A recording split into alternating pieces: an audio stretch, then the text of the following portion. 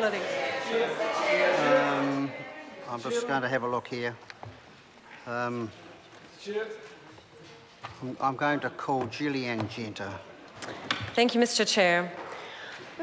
I'm very happy to take a call on this bill. The Green Party believes it is a fundamental right for every person in Aotearoa to live in a warm, dry, secure home, or have the opportunity to. A place that a family can count on, whether they own or whether they rent, to be their home as long as they wish to be there. And it should be affordable. And since in the debate this evening, there's been a lot of talk about what it is that affordability means. Affordable housing, housing affordability, what's the difference? I think it's pretty clear. We don't have to make reference to the median multiple. If one has to spend more than 30% of their income on housing, that's not affordable. And so it's not about just first home buyers, although that's important too. It's about people having access to a place to call home without having to spend more than 30% of their income. So they have enough for all the other things that every person needs to live a good life in this country. And the problem right now is that there are too many people for whom this is not available. They have to spend far more than 30% of their income to have a place to call home. And many people, as we've been hearing over the last few weeks during the homelessness inquiry that the Labour Party and the Green Party have been running together, there are too many families, young families, women, too many vulnerable people don't have a place to call home, and that is not right. It's not good for any of us in this country. And this national government has been irresponsible.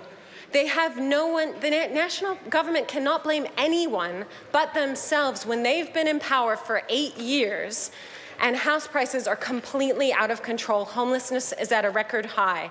They cannot point the finger at anyone but themselves. And the reason why we don't have affordable housing is because some people in this country are making a lot of money from buying investment properties. And they've got no incentive to rent them out, to do them up. Land prices are increasing so fast that they can just buy a house, hold on to it, and make hundreds of thousands of dollars on which they pay no tax. That is not fair, and it is not right. And this irresponsible national government has done nothing about it because those are the people they represent, the people who are making a lot of money off of investment property. You know, under the national government, not only is it not easier to buy a first home, it's a lot easier for those property investors to buy a third or fourth home. And the numbers show this. And 5 years ago, 36% of property investors owned 3 or more properties. Today, it's 51% of investors own 3 or more properties.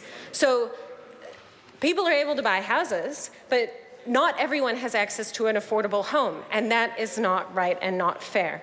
Now, there are a whole range of policies that we need to implement to achieve affordable housing in New Zealand. And one of them is social housing. It's not rocket science. The government needs to build more state houses. And everyone in the opposition has been talking about this. We need to tax all income the same. Capital gains tax, it's fair, and it's only right. And those two things alone are not going to solve the problem.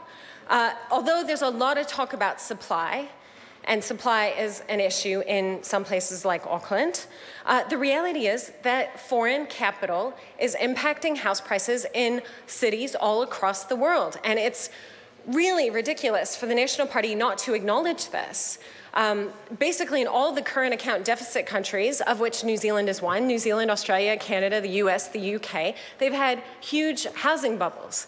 In the current account surplus countries, they've had flat or very slowly rising house prices. And this is because a disproportionate amount of the foreign capital we attract is going into real estate, which is not the productive side of the economy that we need it to go to, and it's making housing less accessible for people who live here in New Zealand. And it's not just foreign buyers, although that's part of the issue. I mean, the reality is a lot of New Zealanders are accessing foreign capital to get mortgages to buy houses, and that bids up housing prices. So If we're going to deal with, and you can see this in a place like Vancouver, which was very similar to Auckland, suddenly they've had a big drop in house prices because they put a 15% tax on foreign buyers. So it has nothing to do, Mr. Chair? Mr. Chair. Mr. Chair? Mr. Chair? I'm going to call David